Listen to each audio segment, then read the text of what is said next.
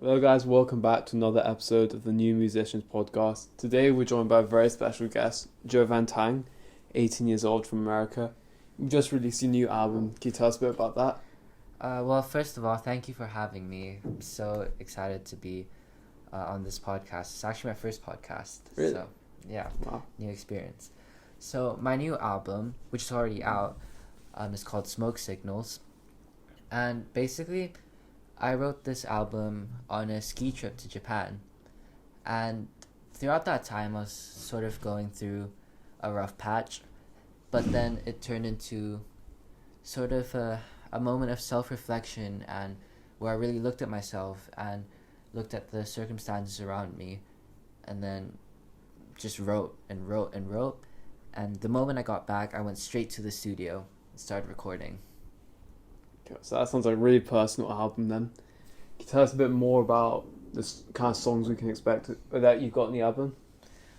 So most of the songs are quite sad. So be ready with a tissue or two. Oh yeah.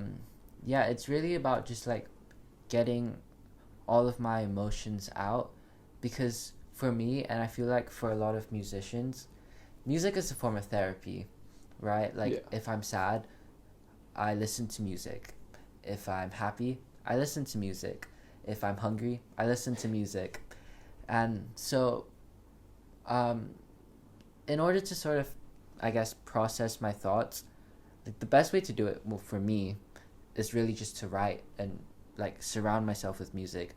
And honestly, this was the fastest I've ever written an album, because this trip was it was what, 6-7 days, and full album, because usually it takes me like weeks to even write one song, but like the creative juices were really flowing, and I think this is my best work yet.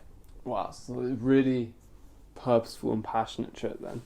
Yeah. So can you tell us more about the inspiration you had? Is there any artists you look to for your inspiration to this album, or?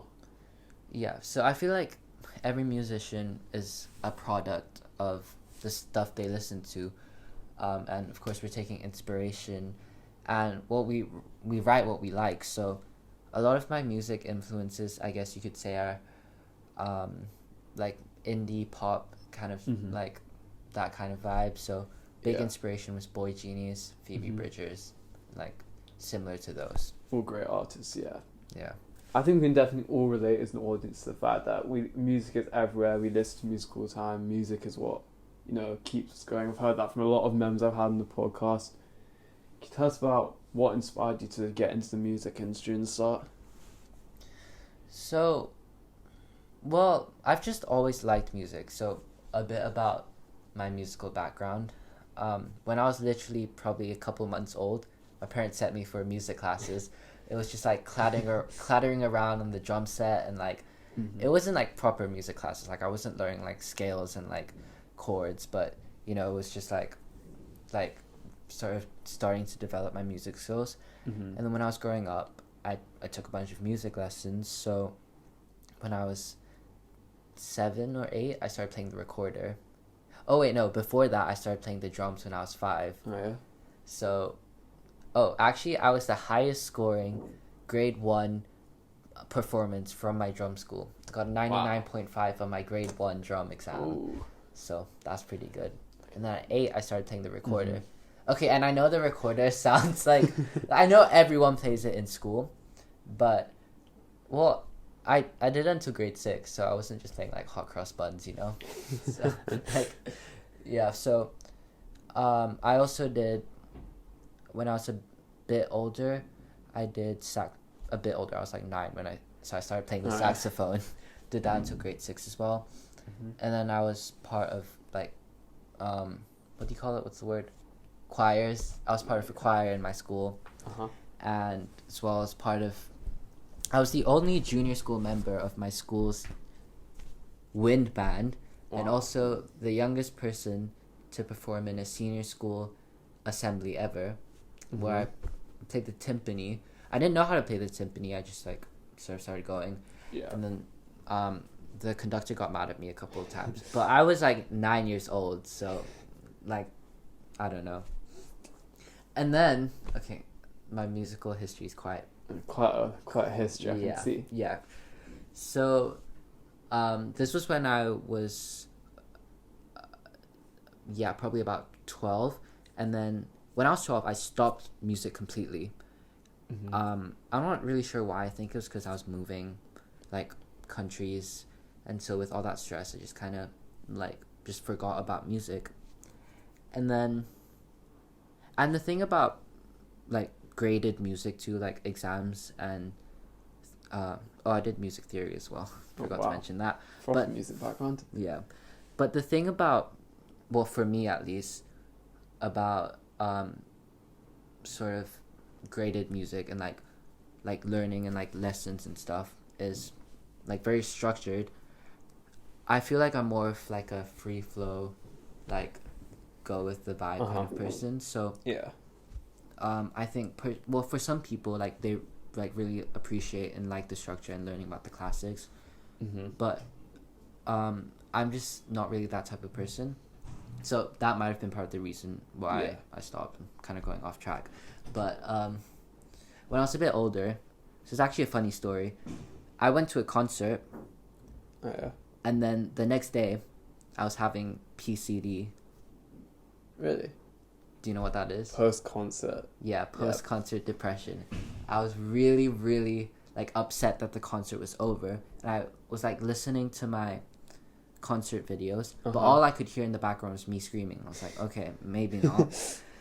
So I was just like, why can't I play it myself? Why can't I just have the concert by myself at the piano? Keeping in mind, I'd never played the piano. Well, I had one piano lesson when I was like 5 years old, but I stopped because it hurt my fingers.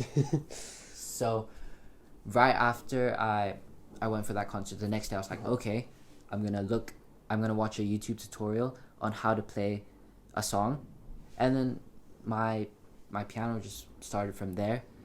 And it was really rough at first because I used to have like no finger like dexterity at all. But over time, over the years, it just, kind of built up. Mm-hmm. And then how I started playing the guitar it was the summer after I started playing the piano. And I was just like, I want to learn a new instrument. Like, I just felt like I wanted to play the guitar. So I started. And guitar was even worse than piano. Oh my god. It took me ages to be able to play one chord. It was the G chord, I still remember. But eventually I started practicing more. And now I play the guitar as well. And then for singing, I've just sung all my life. Like, in the shower. Mm-hmm. Like, not as a proper thing, but I mean, everyone enjoys a bit of singing, right? Yeah, for sure. So you definitely have a bit of a very heavy musical background, since you're almost destined to make it into the music industry. To tell us more about that concert, whose was it? Who got it going? So, that concert was actually a Billie Eilish concert. Oh, yeah? It was my first concert ever, actually. Wow. It was, it was really fun. And the song that I wanted to play the next day was Happier Than Ever, because that was like the final big song, at the end where everyone is like emotional and it's the end and we're all sad but also happy. And yeah, it's still one of my favorite songs. Well, sounds like a magical concert. Yeah. More recently, there have been talks that you was at the Eras tour. Do you want to say more about that? I was at the Eras tour. Okay, so I actually went twice. Oh, wow. Yeah. Lucky ones then. So actually, the first night that I went, I actually got scammed once. Wow. So I lost a couple $100 because I don't do this. Don't buy your tickets through secondhand like sales. But I was really desperate to go, so I was like, well, I was already going the next day, but I wanted to go twice, So I was really desperate. So I bought these tickets, and then when my real tickets came in for like the next day, I was comparing them. I was like, hang on, these words are different. Like, there's a logo there that isn't there on the real ticket, and the time that on the fake ticket was started at 8 when the time on the real ticket said 6. So I was a bit confusing. And I was like, So I texted the seller. And apparently, the seller got scammed as well. and then didn't know, but was selling the tickets to like make money. And I don't even know how that happens. I don't know if they're lying, but in the end, I managed to get real tickets, so I managed to go twice. Oh, it's amazing. Yeah, I've definitely been there. The second-hand scammers, you gotta watch out for them. To everyone, everyone listening in. So if you want tickets to my concerts, make sure to get them on my official website. Exactly what I was going to ask about next. I've seen the tours that are upcoming, sold out in some countries already. Tell us more about that. Yep, I am so excited because this is the largest tour that I've done so far, and we're going like international. We're going to the US, we're going to Canada, we're going to Singapore, Thailand, KL, everywhere. Wow. Honestly, you have to be there because I'm so proud of it. I'm so the band members that I have are absolutely amazing. They're more than I could have ever asked for, and I'm so excited to be able to perform what I would say is my favorite stuff that I've ever written. And so far we have sold out London and New York. Wow, massive. That's massive never happened to me. There. I know. So quick, get your tickets because who knows? Maybe more will sell out. Well, definitely, this tour sounds like a highlight that's going to be upcoming for you, and I'll definitely be at some of those venues. I've got my tickets to the London. It sounds like you're really making a move in the music industry. You've also gained some comments from some fellow up and coming musicians, such as Carson Knight. Do you have anything more to Oh, do you have relations? Oh. Well, I haven't seen those actually. Really? Yeah, but well, I'm so thankful for the support because musicians gotta like support each other, and it's not a competition. We're all here just to play music and have fun, and well, I'll be sure to check out those comments. Thank you, Carter, very much for your comments. Yeah, it's good for sure. And just to say, I'm actually a fan of your work if you are listening. So right. I actually didn't know that he commented. I saw it on Twitter a few days ago. He posted. I was like, wow, that's it's good to see. Okay, so back to the album tour. We've heard about the background of it. Can you tell us about your favorite song in this album? Okay, that's a tough one. Okay. Well, I can't give you one favorite, but I can give you reasons why I like certain songs a lot.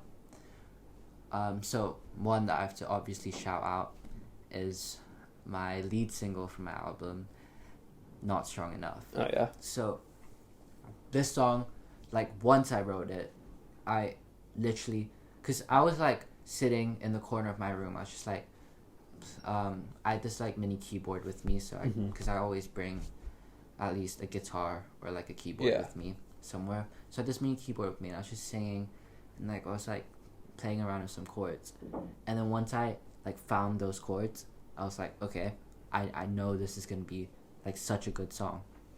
And once I wrote it, I was like, this is my lead single. Like there's no other option. And actually, you can see a bit of me making that video if you check out my social media. Oh yeah. Yeah. So Instagram, Twitter, TikTok, it's all there. I've seen it. I've been looking at the videos. You sound like you're just in the studio, you play, and you get good stuff out of it every time. Like, what you're going to the studio, do you come with any emotions, any goals?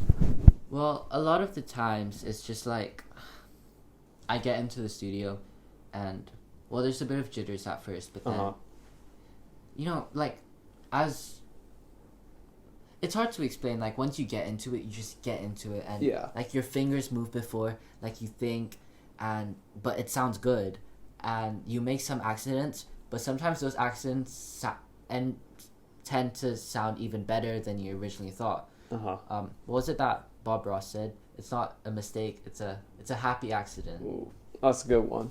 And that happened so much throughout the making of this album. Like little like flip ups and notes, just like it's just amazing. And I love the creative process so much. Yeah, it's definitely a big part of the music industry, the creativity. So looking to the future, we know you've got your tour. Is there anything else you can, hint to us that might be happening in the coming days? Well, I don't know how much I can say. Fair enough. But since you really want to know, Oh yeah. go on, egg me on a bit more. Go on. So if there's anything you could tell us, a few details, I don't know if I can sneak preview on our podcast. Okay, well, I'll give a little hint. All right. Since you've been begging me. Oh, we appreciate it. All your listeners will love to hear this. So recently, I've posted a lot of acoustic versions of my songs. Oh yeah. And people have been really liking that and sharing it around, and there's been a lot of traction around that. Okay, I'm not gonna say any more, but just be sure to keep watch of my social media for the next couple of days. Listeners, read into that what you will. And read into that what you will. If you're here right now listening to this, be sure whatever I'm working on, which may or may not come out, make sure to comment that you came here from this podcast. Definitely do that. Spread the love to the podcast. Spread the love to us. It's Jovan Tang. And also, you're performing in America. Obviously, it's your home. Your home country. What are the emotions about performing in front of your home crowd? Well, I'm from New York, right? So, it's actually, it actually makes me a little emotional to think about the fact that I've sold out a location that is where I grew, for the majority of my childhood, because I did live overseas for a tiny bit. But the majority of my childhood, these are my people, and I get to represent them and be up there and bring everyone together and just have a good time, and it's just amazing. But of course, it's also so special being able to meet people from all around the world. I never actually thought I'd be able to tour, because everyone starts out, they're like, who knows what will happen. Sure. I'm just doing this for fun. But the fact that now I have a world tour coming up in the summer, and I'm performing at Camp Festival. I was just gonna ask about that. What is that festival? What is some big names on that list? I don't know. I've always wanted to play at a festival. I just feel like the vibes are good. Everyone's having fun, and so Camp Festival is one of the biggest festivals in England. Yeah, so, sure. I know many of my friends have played there and been there many times. So I'm honestly so excited to play there, and I think I have a really good set for that actually. It'll be good. A lot of people are excited for all these tours, these festivals, these chances to watch you perform in person. It's going to be a special upcoming year for you. Yeah. As a person who's very into the music industry and listening to it, I could say you're one of the more promising up and coming artists that I've had on this podcast, and I can't wait to see where it goes. All that. Thank you. Well, I can't wait either. Who knows where this will take us? Honestly, it could be a long career. Alright, now thank you for having me on the podcast. It's been great. Of course, thank you for having me. Is there any last comments you'd like to make? I'd like to say, follow me on social media and buy tickets to my tour. Alright, thank you for listening, guys. Next week we'll have Luciera on the podcast. Stay tuned for that. So next time. Can't wait. I'm a big fan of him. So I'll be listening. Yeah. You heard it here. See you guys.